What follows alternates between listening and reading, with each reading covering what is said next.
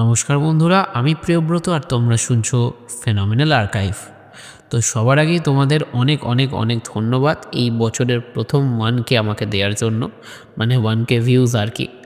কারণ আগের যে গল্পটা আমি দিয়েছিলাম লিফট, ওই গল্পটা আমি জানি না তোমাদের এত কেন ভালো লেগেছে।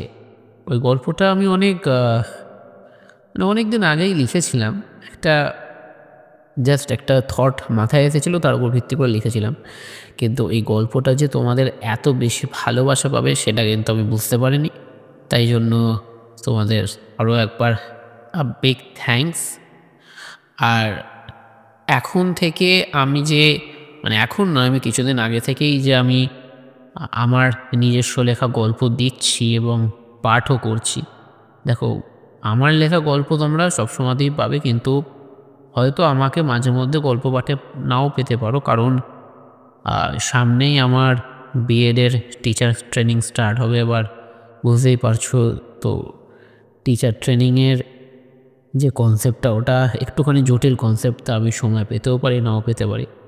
কিন্তু সময় না পেলেও গল্প কিন্তু তোমরা প্রত্যেক রবিবার ঠিক বিকেল 5টায় পাবে। তো আর বেশি কথা না বাড়িয়ে শুরু হচ্ছে আজকের গল্প। প্রিয়ব্রত মুখার্জির লেখা কাহিনী বিষগন্ধা। গল্প পাঠে প্রিয়ব্রত মুখার্জি। শুরু হচ্ছে বিষগন্ধা।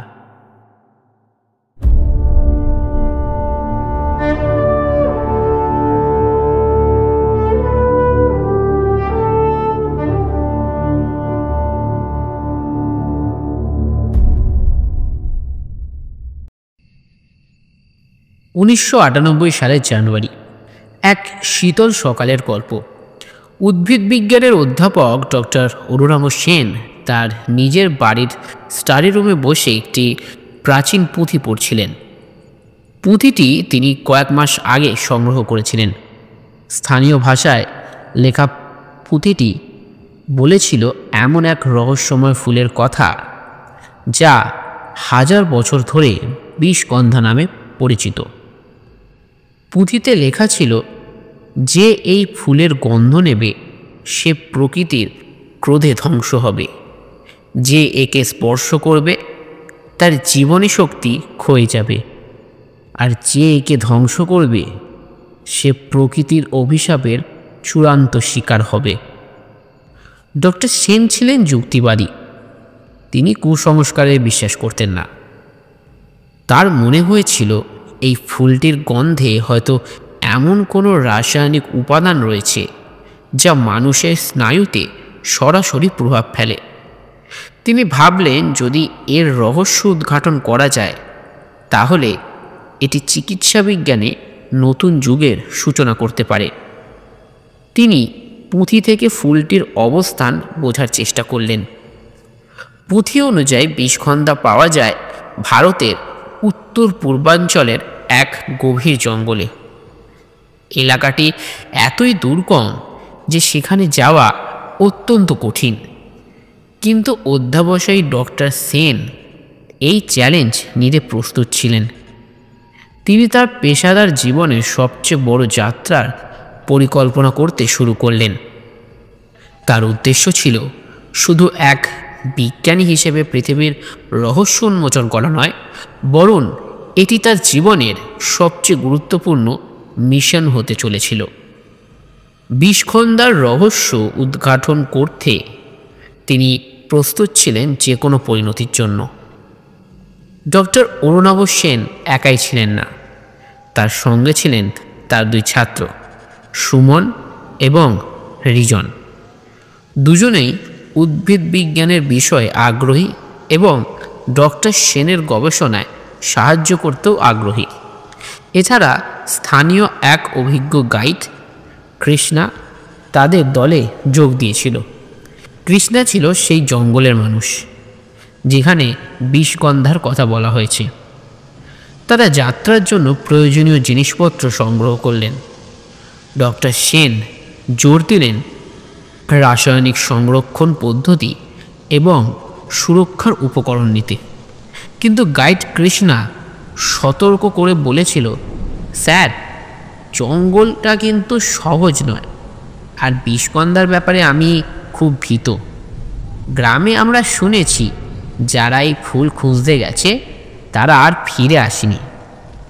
তবে ডক্টর সেন আত্মবিশ্বাসী ছিলেন। তিনি বললেন, বিজ্ঞান সব রহস্যের উত্তর দিতে পারে, কুসংস্কার আমাকে থামাতে পারবে না। তারা নিজেদের প্রস্তুত করে যাত্রা শুরু করলেন। তাদের প্রথম গন্তব্য ছিল গ্রামটি, যেখানে তারা কয়েক রাত অবস্থান করবেন এবং সেখানে স্থানীয় লোকদের কাছ থেকে জঙ্গল ও বিষগন্ধা সম্পর্কে তথ্য সংগ্রহ করবেন। গ্রামটি ছিল অনেকটা নিঃসঙ্গ এবং দুর্গম, কিন্তু সেখানে কিছু উৎসাহী বিজ্ঞানী বা পর্যটক কখনোই আসেনি। গ্রামে পৌঁছানোর পর ডক্টর সেন তাদের সহকর্মীদের নিয়ে প্রথমে স্থানীয় বাজারে গিয়েছিলেন। বাজারের এক কোণে কিছু বৃদ্ধ বৃদ্ধা কথা বলছিলেন এবং তাদের মধ্যে এক বৃদ্ধা তাদের দিকে নজর দিয়ে ধীরে ধীরে এগিয়ে এলেন। তিনি তাদের দেখে একটি দীর্ঘশ্বাস ফেললেন এবং বললেন, বাবা, তোমরা কি জানো কি বিপদ তোমরা ডাকছ? এই ফুলকে যারা স্পর্শ করেছে তারা কেউ আর বেঁচে নেই। ফিরে যাও বাবু, ফিরে যাও। তবে ডক্টর সেন তার কথায় প্রভাবিত না হয়ে সোজা কৃষ্ণার দিকে তাকিয়ে বললেন, গ্রামবাসীরা কিছু অতিরঞ্জিত কথা বলছে, তবে আমাদের বিজ্ঞান সব কিছু ব্যাখ্যা করতে পারে। সুমন ও রিজন কিছুটা দ্বিধায় পড়েছিল, তবে ডক্টর সেনের আত্মবিশ্বাসী কথা তাদের উদ্বিগ্নতা দূর করেছিল। ডক্টর সেন মনে করছিলেন পৃথিবী জুড়ে ছড়িয়ে থাকা কুসংস্কারের বিরুদ্ধে তাকে একটি বড় পদক্ষেপ নিতেই হবে, যাতে বিজ্ঞান ও বাস্তবতার শক্তি মানুষের অজানা অভিশাপগুলো উন্মোচন করতে পারে। গ্রামবাসীরা তাদের সঙ্গে কথা বলা বন্ধ করে দিল, কিন্তু এক বৃদ্ধা একটানা তাদের দিকে নজর রেখে কিছুক্ষণ দাঁড়িয়ে রইলেন। তার চোখে এক ধরনের অস্বাভাবিক উদ্বেগ ছিল, কিন্তু ডক্টর সেন এইসব কিছুতেই পাত্তা দিলেন না। তিনি জানতেন তার কাজ তাকে করতেই হবে। সন্ধ্যা হতে চলেছিল, মানে সন্ধ্যেবেলা হয়ে গেছিল আর কি, এবং তারা গ্রামটির শেষ সীমানায় পৌঁছে একটি ছায়াযুক্ত পাত্রে রাতের খাওয়া শেষ করলেন। পরদিন সকালেই তারা জঙ্গলটির দিকে রওনা দিলেন। সুমন এবং রিজন মনে মনে কিছুটা অস্থির ছিল, কিন্তু ডক্টর সেনের দৃঢ় মনোভাব তাদের সাহস দিয়েছিল। তারা তিনজন এবং কৃষ্ণা একসঙ্গে জঙ্গলের গভীরে প্রবেশ করলেন। প্রথম কিছু মাইলের মধ্যে জঙ্গল ছিল প্রায় সাধারণ। সেখানে গাছের সমারোহ, পাখির কলতান আর মাঝে মাঝে আকাশে উড়ে যাওয়া একটি ময়ূরের ডাক শোনা যাচ্ছিল। তবে যত গভীরে তারা প্রবেশ করতে থাকলো, ততই জঙ্গলটি অদ্ভুত হয়ে উঠতে শুরু করলো। গাছপালা মরে গেছে এবং চারপাশে একটি শীতল নিস্তব্ধতা বিরাজ করছিল। সুমন প্রথম অনুভব করল বাতাসে কিছু অদ্ভুত গন্ধ রয়েছে। সে বলল, স্যার, গন্ধটা খুবই মিষ্টি, মনে হচ্ছে চারপাশ থেকে আমাদের ডাকছে। কৃষ্ণা ভয় কাঁপতে কাঁপতে বললেন, এটাই বিষগন্ধার গন্ধ, দয়া করে ফিরে চলুন, যত গভীরে যাবেন তত বিপদ। ডক্টর সেন অবজ্ঞা করে বললেন, এটা কোনো রাসায়নিক বিক্রিয়া হতে পারে, আমাদের সামনে বড় আবিষ্কার কিন্তু অপেক্ষা করছে। তারা গভীরভাবে আরও এগিয়ে চলল এবং শেষ পর্যন্ত তারা একটি অদ্ভুত স্থানে পৌঁছালেন, যেখানে মাটি ছিল লালচে এবং গাছপালাগুলি শুকিয়ে মরে গেছে। ঠিক মাঝখানে একটি ফুটে ওঠা ফুল ছিল। তার রক্তিম পাপড়ি এবং সোনালি আভা যেন সমস্ত পৃথিবীকে তার দিকে আকর্ষণ করছিল। এটি ছিল বিষগন্ধা। ডক্টর সেন তার চোখে বিস্ময়ের ছাপ নিয়ে ফুলটির দিকে এগিয়ে গেলেন। এটাই সেই ফুল, তিনি বললেন। এটা শুধু অদ্ভুত নয়, এটি বিজ্ঞানকে বদলে দিতে পারে। বিষগন্ধা যেন প্রকৃতির নিপুণ কারিগরির এক অপূর্ব সৃষ্টি।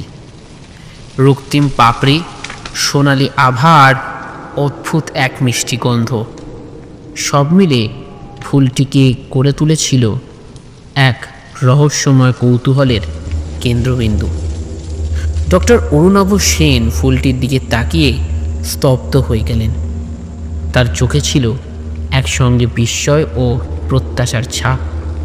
তিনি অনুভব করলেন তার দীর্ঘ পরিশ্রমের ফসল আজ তার সামনে। এই ফুলটি শুধু এক টুকরো প্রকৃতি নয়, বরং এক অনাবিষ্কৃত সত্যের জানালা খুলে দিতে পারে। কিন্তু ঠিক সেই মুহূর্তেই গাইড কৃষ্ণার চিৎকার কানে এলো, স্যার, স্যার, দয়া করে এই ফুলকে স্পর্শ করবেন না, এটা অভিশপ্ত। যারা এর গন্ধ নিয়েছে বা ছুঁয়েছে তারা কেউই আর বেঁচে ফিরতে পারেনি। স্যার প্লিজ এই ভুলটা করবেন না স্যার, স্যার স্যার প্লিজ এই ভুলটা করবেন না। কৃষ্ণার কথার তীব্রতায় যেন সবার শরীর ভারী হয়ে উঠল। সুমন এবং রিজন নিজেদের মধ্যে ফিসফিস করে কথা বলতে শুরু করলো। সুমন বলল, রিজন, তুই কি এই ফুলটার গন্ধটা অনুভব করছিস? এটা যেন আমাদের ওই ফুলটার কাছে টেনে নিয়ে যাচ্ছে, তাই না? আমার মাথাটা কেমন যেন একটু ঝিমঝিম করছে, বুঝলি? রিজন ভয় পেয়ে সুমনকে থামালো, তারপর বলল, আরে এটা কোনো রাসায়নিক গন্ধ হতে পারে রে, হয়তো এমন কিছু যা আমাদের শরীরের ওপর প্রভাব ফেলে। আর স্যার তো বলেছিলেন সব কিছুরই একটা বৈজ্ঞানিক ব্যাখ্যা আছে, তাই না? ডক্টর সেন ফুলটির কাছাকাছি গেলেন। তার হাতে ছিল একটি নমুনা সংগ্রহের বাক্স। তিনি ফুলটির প্রতিটি অংশ পরীক্ষা করতে শুরু করলেন। পাপড়িগুলোর গঠন, রঙের স্তর, এমনকি ফুলটির গন্ধের উৎস, সব কিছুই গভীর মনোযোগে পর্যবেক্ষণ করছিলেন ডক্টর অরুণাভ সেন। কিন্তু ঠিক সেই সময় সুমন এক অদ্ভুত শব্দ করল। সে তার কপাল ধরে বসে পড়ল এবং কাতর স্বরে বলল, স্যার, আমি আর থাকতে পারছি না স্যার। গন্ধটা যেন আমার আমার আমার মাথার ভেতরে ঢুকে যাচ্ছে। এটা এটা আমার শরীর দুর্বল করে দিচ্ছে স্যার। আর পাচ্ছি না আমি, স্যার, আর পাচ্ছি না। ডক্টর সেন অবাক হয়ে তার দিকে তাকালেন। এটা নিশ্চয়ই কোনো হ্যালুসিনেশন হতে পারে, বিষগন্ধার রাসায়নিক উপাদানের প্রভাব। আমি অনুমান করছি এই ফুলটির নির্গত গন্ধ স্নায়ুতন্ত্রে সরাসরি প্রভাব ফেলে। কিন্তু গাইড কৃষ্ণা এক ধরনের আতঙ্কে কাঁপছিল। সে প্রায় কান্নার স্বরে বলল, স্যার, এটা কোনো রাসায়নিক নয়, এটা অভিশাপ। আমরা এখানে বেশিক্ষণ থাকলে আমরা কেউ বাঁচব না। আমি এখানে থাকবো না স্যার। কৃষ্ণার আচরণ দেখে সুমন এবং রিজন আরও বেশি ভয় পেয়ে গেল। ডক্টর সেন তাকে শান্ত করার চেষ্টা করলেন। কৃষ্ণা ভয় পেয়ে বলতে শুরু করলো, স্যার, স্যার, আমি আর থাকবো না স্যার, স্যার, স্যার, আমি থাকবো না স্যার। ডক্টর সেন কৃষ্ণাকে শান্ত করে বললেন, কৃষ্ণা, ভয় পেও না। আমি ফুলের গন্ধের রাসায়নিক বিশ্লেষণ করব। সব রহস্যই বিজ্ঞান দিয়ে সমাধান করা সম্ভব কৃষ্ণা, এটা বোঝার চেষ্টা করো। কিন্তু কৃষ্ণা এক প্রকার পাগলের মতো হয়ে উঠল। সে চিৎকার করে বলল, স্যার আপনি বুঝতে পারছেন না, এই ফুল প্রাণ কেড়ে নেয়। আমি গ্রামে ফিরে যাব স্যার, আমি এখানে থাকবো না। সন্ধ্যা ঘনিয়ে এলো। দলটি সিদ্ধান্ত নিল তারা সেদিন রাতটি জঙ্গলের ওই অংশেই কাটাবে। তাদের অস্থায়ী তাঁবু খাটানো হলো। চারদিকে অন্ধকার ঘনিয়ে আসছিল আর বাতাস ক্রমশ ভারী হয়ে উঠছিল। সুমন শুয়েছিল, কিন্তু তার শরীর আরও দুর্বল হয়ে যাচ্ছিল। তার মুখে ভয় আর উদ্বেগের ছাপ স্পষ্ট ছিল। রিজন তাঁবুর পাশে বসেছিল, তার মনেও ভয় বাসা বাঁধছিল। রাত গভীর হতেই সবাই এক অদ্ভুত মিষ্টি গন্ধে আচ্ছন্ন হতে শুরু করল। সেই গন্ধ যেন ঘুমের মধ্যে প্রবেশ করছিল। এক অজানা ঘোরে তলিয়ে যাচ্ছিল সবাই। মধ্যরাত। হঠাৎ করেই সুমন চিৎকার করে উঠে বসল, আমার দম বন্ধ হয়ে যাচ্ছে, কেউ যেন আমাকে ডাকছে। আমাকে আমাকে এখান থেকে নিয়ে চলুন, নিয়ে চলুন এখান থেকে। আমি আর পাচ্ছি না আমি আর। সুমনের চিৎকারে অন্যরা জেগে উঠল, কিন্তু তাকে শান্ত করার আগেই সে ছুটে বেরিয়ে গেল। তারা পিছু নিল, কিন্তু গভীর অন্ধকারে তাকে আর খুঁজে পাওয়া গেল না। শুধু গাছের পাতার আওয়াজ আর বিষগন্ধার মিষ্টি গন্ধ চারপাশে ছড়িয়েছিল। সুমন হারিয়ে যাওয়ার পর গাইড কৃষ্ণা আর থাকতে পারল না। সে এক প্রকার পাগলের মতো ছুটে পালিয়ে গেল। স্যার আপনারা কেউ বাঁচবেন না, আমাকে যেতে দিন। আমি প্রাণ হারাতে রাজি নই স্যার। আপনারা থাকুন আপনাদের গবেষণা নিয়ে, আমি চললাম। ডক্টর সেন তাকে থামানোর চেষ্টা করলেও কৃষ্ণা ছুটে অন্ধকারে অদৃশ্য হয়ে গেল। এখন তাঁবুতে ছিল শুধু ডক্টর সেন এবং রিজন। রাতের নিস্তব্ধতা যেন এক চাপা আতঙ্কের শিখরে পৌঁছেছিল। রিজন ডক্টর সেনকে জিজ্ঞাসা করল, স্যার আমরা কি করব? সুমন এবং কৃষ্ণা আর নেই। আমরা এখানে থাকলে আমাদেরও কিছু হয়ে যেতে পারে বলুন। ডক্টর সেন শান্ত স্বরে বললেন, আমরা সকালে ফিরে যাব, কিন্তু আমি ফুলটির নমুনা সংগ্রহ না করে যেতে পারবো না। এই আবিষ্কার আমাদের জন্য খুব গুরুত্বপূর্ণ। রিজন বোঝার চেষ্টা করো, ভয় পেয়ে পালালে আমরা সত্যিকারের উত্তর খুঁজে পাবো না। তবে রিজনের মনে হচ্ছিল তারা যেন কোনো এক অদৃশ্য শক্তির কবলে পড়েছে।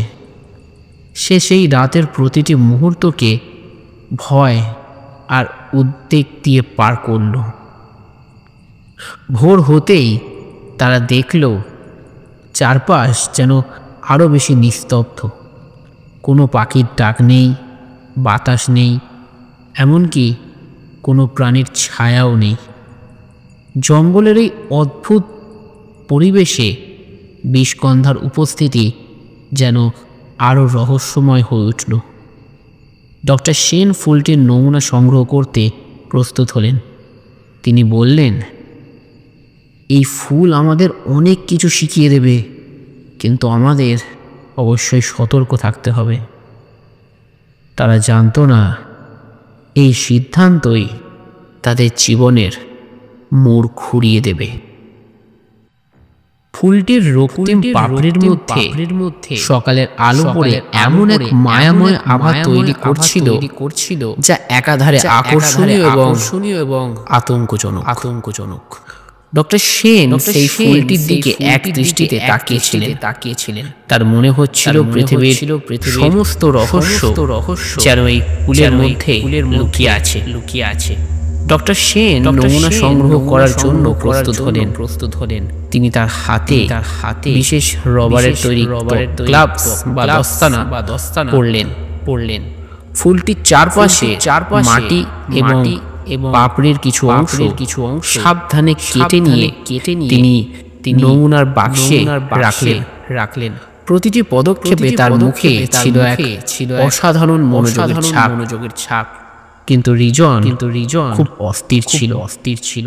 সে বলল, স্যার, আমি এই জায়গায় আর মুহূর্ত থাকতে পারছি না। এটা যেন আমার শরীর আর মন দুটোই শুষে নিচ্ছে। ডক্টর সেন তার দিকে তাকালেন। তার কণ্ঠে এক ধরনের শান্ত দৃঢ়তা ছিল। রিজন, আমি বুঝতে পারছি তুমি ভয় পাচ্ছ, কিন্তু একজন বিজ্ঞানী হিসেবে আমাদের সাহস রাখতে হবে। আমাদের কাজ শেষ করতে হবে। এই ফুল শুধু একটি অভিশাপ নয়, এর মধ্যে প্রকৃতির এক অসাধারণ শক্তি লুকিয়ে আছে রিজন। আমরা যদি এর রহস্য উদ্ঘাটন করতে পারি তবে এটি মানব জাতির জন্য একটি যুগান্তকারী আবিষ্কার হবে। বোঝার চেষ্টা করো রিজন। তাই আমাকে এই ফুলটার নমুনা নিয়ে পরীক্ষা করতেই হবে। রিজন ধীরে ধীরে মাথা নাড়ল। তার কণ্ঠে এক ধরনের অসহায়তা ছিল। কিন্তু স্যার, আমাদের সুমনকে খুঁজতে হবে। ও একাই জঙ্গলে কোথায় আছে কে জানে। ডক্টর সেনের মুখ শক্ত হয়ে গেল। আমরা সুমনকে নিশ্চয়ই খুঁজবো, কিন্তু তার আগে আমাদের নিশ্চিত করতে হবে এই ফুলের নমুনা যেন নিরাপদ থাকে। ফুলটির নমুনা সংগ্রহ করার পর তারা জঙ্গলের অন্য দিক দিয়ে চলা শুরু করলো। কিন্তু তারা যতই এগোতে থাকলো ততই পরিবেশ অদ্ভুত হয়ে উঠল। চারপাশের গাছপালাগুলো ছিল শুষ্ক এবং ধুলো মাখা। পাতাগুলো মরে গিয়ে মাটিতে পড়ে গিয়েছিল। কোথাও কোনো প্রাণীর চলাফেরার চিহ্ন ছিল না। বাতাস ভারী হয়ে আসছিল, যেন শ্বাস নেওয়াও কষ্টকর হয়ে উঠেছিল। রিজন হঠাৎ থেমে গেল। তার চোখে ছিল আতঙ্ক। স্যার, আপনি কি শুনতে পাচ্ছেন? কেউ আমাদের নাম ধরে ডাকছে। ডক্টর সেন সতর্ক হয়ে দাঁড়ালেন। বাতাসে এক অদ্ভুত সুর শোনা যাচ্ছিল, যা প্রকৃতির নয়। এটা ছিল যেন মানুষের ফিসফিসানি, কিন্তু কণ্ঠগুলো দূর থেকে আসছিল আর স্পষ্ট কিছু বোঝাও যাচ্ছিল না। রিজন, ভয় পেও না, ডক্টর সেন বললেন। এটা হয়তো বাতাসের শব্দ। আমাদের মন থেকে নিয়ন্ত্রণ হারালে চলবে না। আমরা বিজ্ঞানের পথেই থাকব। কিন্তু কণ্ঠগুলো ক্রমশ স্পষ্ট হয়ে উঠল। ফিরে যাও, এখানে তোমাদের কোনো স্থান নেই। ফিরে যাও। রিজনের শরীর কাঁপতে শুরু করলো। সে বলল, স্যার, আমি আর পাচ্ছি না। এটা প্রকৃতির আওয়াজ নয়, এটা অন্য কিছু। একটা যা আমাদের উপর নজর রাখছে স্যার। ডক্টর সেন কিছু বলতে যাচ্ছিলেন, কিন্তু ঠিক তখনই চারপাশে মাটি নড়ে চড়ে উঠল। জঙ্গলের মাঝখান থেকে কালো ধোঁয়ার মতো একটা কিছু উঠে এলো। সেই ধোঁয়া বিষগন্ধার গন্ধের মতোই মিষ্টি ছিল, কিন্তু তা এক অদ্ভুত ঘোর সৃষ্টি করছিল। রিজন মাটিতে বসে পড়ল। তার কণ্ঠ কম্পিত। স্যার, এটা কি কি কি হচ্ছে? আমরা কি মরতে যাচ্ছি? ডক্টর সেন ধীরে ধীরে সেই ধোঁয়াটার দিকে এগোলেন। তার মনে হচ্ছিল এই ধোঁয়া হয়তো বিষগন্ধা সৃষ্ট। তার বৈজ্ঞানিক মন বলে উঠল, এটা হয়তো ফুলটির নির্গত কোনো গ্যাস। আমি এর উৎস খুঁজে বের করতে চাই। কিন্তু ঠিক তখনই তিনি এক দৃশ্য দেখলেন। ধোঁয়ার মধ্যে থেকে একটি ছায়ামূর্তি বেরিয়ে এলো। সেই ছায়ামূর্তিটি এক বৃদ্ধ পুরুষের, যার চেহারা অন্ধকারে অস্পষ্ট। সেই মূর্তি কথা বলতে শুরু করলো। তার কণ্ঠ ছিল গভীর এবং প্রতিধ্বনিত। তোমরা এখানে কেন এসেছো? বিষগন্ধা প্রকৃতির অভিশাপ। এটি সৃষ্টি হয়েছে মানুষকে শাস্তি দেওয়ার জন্য। চলে যাও, নইলে তোমাদেরও পরিণতি হবে সুমনের মতো। ডক্টর সেন থমকে দাঁড়ালেন। তার হাত থেকে নমুনার বাক্স পড়ে যাওয়ার উপক্রম হলো। আপনি কে? এই ফুলটি কিভাবে অভিশপ্ত? এটি তো প্রকৃতির সৃষ্টি। মূর্তিটি হেসে উঠল। তার হাসি ছিল ভয়াবহ।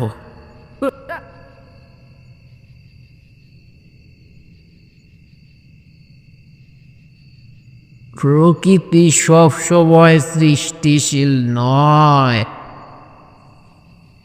যখন মানুষ প্রকৃতিকে আঘাত করে, তখন প্রকৃতি প্রতিশোধ নিতে পারে। বিষগন্ধা সেই প্রতিশোধের প্রতীক। এখনই ফিরে যাও, এটিকে ধ্বংস করো, নইলে তোমাদের মুক্তি নেই। ডক্টর সেন কথা বলতে যাচ্ছিলেন, কিন্তু মূর্তিটি ধীরে ধীরে মিলিয়ে গেল। ধোঁয়া ছড়িয়ে পড়ে নিস্তব্ধে অদৃশ্য হয়ে গেল। রিজন কাঁপতে কাঁপতে বলল, স্যার, আমি এখানে আর এক মুহূর্ত থাকতে পারবো না। আমাদের ফিরে যেতে হবে। ডক্টর সেন এক মুহূর্ত চুপ করে দাঁড়িয়ে রইলেন। তার মাথার ভেতরে হাজারো প্রশ্ন ঘুরছিল। এই অভিজ্ঞতা কি বাস্তব নাকি বিষগন্ধার প্রভাব? তিনি জানতেন না। কিন্তু তার একটাই লক্ষ্য ছিল, এই ফুলের রহস্য উন্মোচন করা। আমরা এখানে থাকবো না, কিন্তু আমাদের দ্রুত কাজ শেষ করতে হবে। হয়তো প্রকৃতি আমাদের পরীক্ষা করছে। তারা আবার হাঁটতে শুরু করলো, কিন্তু তাদের মনে আতঙ্কের ছাপ গভীর হয়ে বসেছিল এবং তারা বুঝতে পারছিল এই জঙ্গল থেকে ফিরে যাওয়া এত সহজ হবে না। জঙ্গলের গভীর অন্ধকারের মধ্যে দিয়ে ডক্টর অরুণাভ সেন এবং রিজন ক্রমাগত হাঁটছিলেন। বাতাস ভারী হয়ে উঠেছে, যেন প্রতিটি শ্বাস টেনে নিতে কষ্ট হচ্ছে। তাদের চারপাশে গাছপালার কঙ্কালসার অবস্থা। সবুজের চিহ্ন পর্যন্ত নেই। মাটি লালচে, যেন রক্ত মিশে আছে তার গহ্বরে।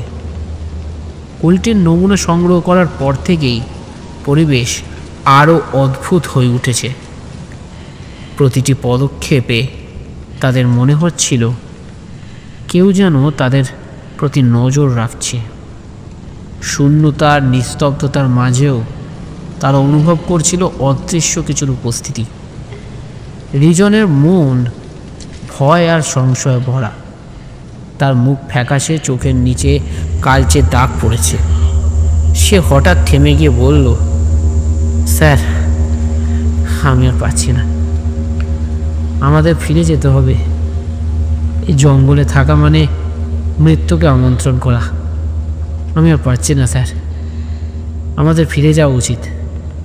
ডক্টর সেন দৃঢ় স্বরে বললেন, রিজন, আমি জানি তুমি ভয় পাচ্ছ, কিন্তু মনে রেখো আমরা বিজ্ঞানী। আমাদের কাজ প্রকৃতির রহস্য উদ্ঘাটন করা। ভয় পেলেই আমরা আমাদের লক্ষ্য থেকে সরে যেতে পারি, তাই না? রিজন, বি স্টেডি, নিজের মনকে নিয়ন্ত্রণে রাখো। আমাদের এই কাজটা শেষ করতেই হবে। রিজন কিছু বলতে চাইল, কিন্তু তার ঠোঁট কাঁপছিল। সে চোখ নামিয়ে নিল। তার মনে হচ্ছিল জঙ্গলের প্রতিটি গাছপালা, প্রতিটি শাখা প্রশাখা যেন তাকে আঘাত করার জন্য প্রস্তুত। তারা আরও কয়েক মাইল এগিয়ে গেল। হঠাৎ করেই চারপাশের বাতাস থেমে গেল। পাখির ডাক, ঝিঝি পোকার শব্দ, সব কিছু এক মুহূর্তে নিস্তব্ধ হয়ে গেল। সেই মুহূর্তের নিস্তব্ধতা যেন সময়কে থামিয়ে দিল। আর ঠিক তখনই তাদের সামনে অন্ধকার থেকে এক আলো দেখা গেল। সেই আলো ছিল অদ্ভুত মায়াবী, যেন কোনো এক স্বপ্নের ভেতর তারা ঢুকে পড়েছে। আলোটি ধীরে ধীরে তাদের দিকে এগিয়ে আসছিল। স্যার, এটা কি? রিজন ফিসফিস করে বলল। তার কণ্ঠে ভয় আর বিস্ময় মিশেছিল। আলোটি একটু কাছে আসতেই তারা দেখতে পেল সেই আলো থেকে একটি মূর্তি ফুটে উঠছে। এটি ছিল এক মহিলার অবয়ব। তার মুখ অস্পষ্ট, কিন্তু তার চোখ দুটি যেন শূন্যতায় টলমল করছে। সেই মূর্তি কথা বলতে শুরু করলো। তার কণ্ঠ গভীর, মায়াবী এবং প্রতিধ্বনিত। তোমরা কেন এখানে এসেছো? বিষগন্ধা তোমাদের জন্য নয়, এটি প্রকৃতির প্রতিশোধ। যারা এর কাছে আসে তাদের জীবনী শক্তি শুষে নেয় এই ফুল। ফিরে যাও, নইলে তোমাদের পরিণতিও ঠিক সুমনের মতো হবে। রিজন ভয় পেয়ে সরে গেল। তার শরীর কাঁপছিল। স্যার, এই জায়গা অভিশপ্ত। আমরা এখানে আর এক মুহূর্ত থাকতে পারি না স্যার। প্লিজ চলুন, ফিরে যাই। কিন্তু ডক্টর সেন স্থির হয়ে দাঁড়িয়েছিলেন। তার কণ্ঠ দৃঢ় ছিল। আপনি কে? এই ফুলটি কি সত্যি অভিশপ্ত? এর কি কোনো বৈজ্ঞানিক ব্যাখ্যা আছে? আমাদের জানার অধিকার কি আছে? মূর্তিটি আবার বলল, বিজ্ঞান সব উত্তর দিতে পারে না। প্রকৃতি মানুষের ভুলের শাস্তি দেয়। বিষগন্ধা সেই শাস্তির প্রতীক। তুমি যদি এখানে থাকো তাহলে তোমার সময় শেষ হয়ে যাবে। তাই এখনই এখান থেকে ফিরে যাও। এরপর মূর্তিটি ধীরে ধীরে মিলিয়ে গেল। মূর্তিটির মিলিয়ে যাওয়ার পর চারপাশে এক অদ্ভুত মিষ্টি গন্ধ ছড়িয়ে পড়ল। সেই গন্ধ এতই আকর্ষণীয় ছিল যে মনে হচ্ছিল এটি সমস্ত ক্লান্তি দূর করে দেবে। ডক্টর সেন তার নোটবুক বের করলেন।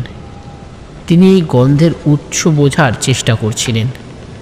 তিনি বললেন, এটা হতে পারে ফুলটির নির্গত কোনো ফরমোন বা রাসায়নিক, যা আমাদের স্নায়ুতন্ত্রে প্রভাব ফেলে। এই ধরনের রাসায়নিক আমাদের মনোজগৎকে নিয়ন্ত্রণ করতে সক্ষম। কিন্তু রিজন গন্ধের প্রভাব থেকে নিজেকে সরিয়ে রাখতে পারছিল না। তার চোখ ভারী হয়ে আসছিল। সে বলল, স্যার, আমি আর ঠিক থাকতে পারছি না। আমার মাথা ঘুরছে স্যার। গন্ধটা যেন আমার মস্তিষ্কে ঢুকে পড়েছে স্যার। আমি আর পারছি না স্যার। স্যার পারছি না স্যার। চলুন স্যার, ফিরে যাই স্যার, আর পারছি না। ডক্টর সেন তাকে বসতে বললেন, কিন্তু নিজেও বুঝতে পারছিলেন না এই গন্ধ ক্রমশ তার উপরেও প্রভাব ফেলছে। তার শরীর ভারী হয়ে আসছিল এবং মনের ভেতরে এক ধরনের কুয়াশা তৈরি হচ্ছিল। রাত ঘনিয়ে এলো। তার একটি ছোট্ট ক্লিয়ারিং খুঁজে তাঁবু খাটালেন। চারপাশের নিস্তব্ধতা আরও ভয়ঙ্কর হয়ে উঠছিল। বাতাসে ছিল সেই মিষ্টি গন্ধ, যা একদিকে আকর্ষণ করছিল আবার অন্যদিকে ভয় ছড়াচ্ছিল। ডক্টর সেন নোট লিখতে বসেছিলেন। তার কলম কাঁপছিল। তিনি লিখলেন, আজ আমি বুঝতে পারছি এই ফুলটি কোনো সাধারণ প্রজাতির নয়। এটি মানুষের চেতনাকে প্রভাবিত করার শক্তি রাখে। আমরা যা দেখছি তা বাস্তব নাকি আমাদের মনের বিভ্রম আমি জানি না, কিন্তু এই অভিজ্ঞতা অবিস্মরণীয়। এই সময় হঠাৎ তারা শুনল দূর থেকে কারো ফিসফিসানি। সেই শব্দ ধীরে ধীরে তাদের দিকে এগিয়ে আসছিল। মনে হচ্ছিল অনেকগুলি কণ্ঠ একসঙ্গে কথা বলছে। তোমরা ফিরে যাও, এখানে তোমাদের স্থান নেই। বিষগন্ধা তোমাদের ধ্বংস করবে, ফিরে যাও। রিজন ঘুম থেকে উঠে চিৎকার করে বলল, স্যার, এটা আমরা সহ্য করতে পারছি না স্যার, আমরা মারা যাব স্যার, স্যার ফিরে চলুন। ডক্টর সেন তাকে শান্ত করার চেষ্টা করলেন, কিন্তু তিনিও বুঝতে পারছিলেন পরিস্থিতি ক্রমশ তাদের নিয়ন্ত্রণের বাইরে চলে যাচ্ছে। রাতের অন্ধকার আরও গভীর হলো। রিজন আবার শুয়ে পড়ল, কিন্তু তার চোখ খোলা ছিল। সে বারবার ভাবছিল, সুমন কোথায়, কৃষ্ণা কোথায়, তারা কি আদৌ বেঁচে আছে, নাকি জঙ্গলের কোনো শক্তি তাদের গ্রাস করেছে। ডক্টর সেন রাতভর ফুলের নমুনা নিয়ে কাজ করছিলেন, কিন্তু তার হাতের কাজের মধ্যেও তিনি অনুভব করছিলেন কেউ যেন তার পেছনে দাঁড়িয়ে আছে। একাধিকবার তিনি পিছন ফিরে তাকালেন, কিন্তু কাউকেই দেখতে পেলেন না। ঠিক মাঝরাতে হঠাৎ করে চারপাশে বাতাসের শব্দ বাড়ল। তাঁবুর চারপাশে মাটিতে যেন কোনো ভারী পায়ের আওয়াজ শোনা গেল। তারা একে অন্যের দিকে তাকালেন। স্যার, আপনি শুনছেন? রিজন ফিসফিস করে বলল। ডক্টর সেন মাথা নাড়লেন। হ্যাঁ, এটা কোনো প্রাণী হতে পারে, আমাদের সতর্ক থাকতে হবে। কিন্তু সেই শব্দ ক্রমে বাড়তে থাকলো। পায়ের আওয়াজ যেন তাদের তাঁবুর চারপাশে ঘুরে বেড়াচ্ছে, আর সেই সঙ্গে শোনা যাচ্ছিল বিষগন্ধার মিষ্টি গন্ধের এক ধরনের তীব্রতা। ডক্টর সেন বুঝতে পারলেন এই রাত আর সহজ হবে না। জঙ্গলের সেই বিভীষিকাময় রাত যেন কোনো শেষের আভাস দিচ্ছিল। রিজন প্রায় নিঃসাড় হয়ে শুয়েছিল। তার শরীর ক্লান্ত, মন আতঙ্কে পূর্ণ। ডক্টর অরুণাভ সেনের চেহারায় গভীর চিন্তার রেখা। তিনি বুঝতে পারছিলেন এই ফুল শুধু প্রকৃতির একটি রহস্য নয়, এটি এমন এক শক্তি যা মানুষের বোধ এবং বিজ্ঞানের সাধ্যেরও বাইরে। তাঁবুর চারপাশে সেই অদ্ভুত পদশব্দ থেমে গিয়েছিল, কিন্তু বাতাসে সেই মিষ্টি ধোঁয়াটে গন্ধ এখনো ভাসছিল। প্রতিটি শ্বাস যেন তাদের শরীরের শক্তি শুষে নিচ্ছিল। ডক্টর সেন জানতেন তারা যদি এখান থেকে ফিরে যেতে চায় তবে এই ফুলের প্রভাব থেকে মুক্তি পাওয়া জরুরি, কিন্তু কিভাবে? তিনি বারবার সেই প্রাচীন পুঁথির কথা ভাবছিলেন। পুঁথিতে লেখা ছিল, বিষগন্ধার অভিশাপ থেকে মুক্তি পেতে হলে তাকে ধ্বংস করতে হবে, কিন্তু সেই ধ্বংসই হতে পারে তোমার নিজের ধ্বংসের কারণ। তিনি নমুনার বাক্সের দিকে তাকালেন।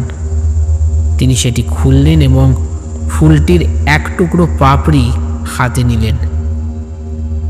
পাপড়িটি হাতে নিতেই তার শরীর কেঁপে উঠল। তীব্র শীতলতা তাকে ঘিরে ধরল। তার মনে হলো তার মস্তিষ্কের গভীরে কেউ কথা বলছে। তুমি তুমি কেন আমাকে ছুলে? আমি প্রকৃতির প্রতিশোধ, তোমাদের লোভ, তোমাদের ঔদ্ধত্য, সব কিছুর শেষ আমি করব। রেখে দাও আমাকে, রেখে দাও। ডক্টর সেন দ্রুত পাপড়িটি ফেলে দিলেন। তার কপালে বিন্দু বিন্দু ঘাম দেখা গেল। তিনি গভীর নিঃশ্বাস নিলেন। তারপর বললেন, না, আমি ফুলের শক্তির কাছে মাথা নত করব না। এটা অবশ্যই বিজ্ঞান দিয়ে ব্যাখ্যা করা সম্ভব। আমাদের এর ব্যাখ্যা বের করতেই হবে। ডক্টর সেন যখন ফুলটি ধ্বংস করার উপায় নিয়ে ভাবছিলেন, তখন তিনি লক্ষ্য করলেন রিজন আর আগের মতো নেই। তার চোখ লালচে, মুখ ফ্যাকাশে এবং এক দৃষ্টিতে সে তাঁবুর বাইরে তাকিয়েছিল। রিজন, তুমি এখন কেমন আছো? ডক্টর সেন জিজ্ঞাসা করলেন। রিজন কোনো জবাব দিল না। হঠাৎ করেই সে উঠে দাঁড়ালো। তার কণ্ঠে এক অদ্ভুত সুর, যেন তার ভেতরে অন্য কেউ কথা বলছে। স্যার, আমরা এখান থেকে পালাতে পারবো না। বিষগন্ধা আমাদের ছাড়বে না। সুমন আর কৃষ্ণার মতো আমরাও শেষ হয়ে যাব। এই জঙ্গলে কেউ বাঁচে না স্যার, কেউ ফিরে যায় না। ডক্টর সেন তার কথা শুনে চমকে গেলেন। তুমি এসব বলছো কেন রিজন? আমাদের চেষ্টা করতে হবে, আমরা বাঁচব, নিশ্চয়ই বাঁচব। রিজন ধীরে ধীরে মাথা নাড়ল। তার কণ্ঠে গভীর হতাশা। স্যার, আমরা এর প্রভাব থেকে মুক্ত হতে পারবো না। এই ফুল কেবল আমাদের দেহ নয়, আমাদের আত্মাকেও বন্দি করে নিচ্ছে। ডক্টর সেন বুঝতে পারলেন আর দেরি করা যাবে না। এই ফুলের অস্তিত্বই তাদের ধ্বংসের কারণ হয়ে উঠবে।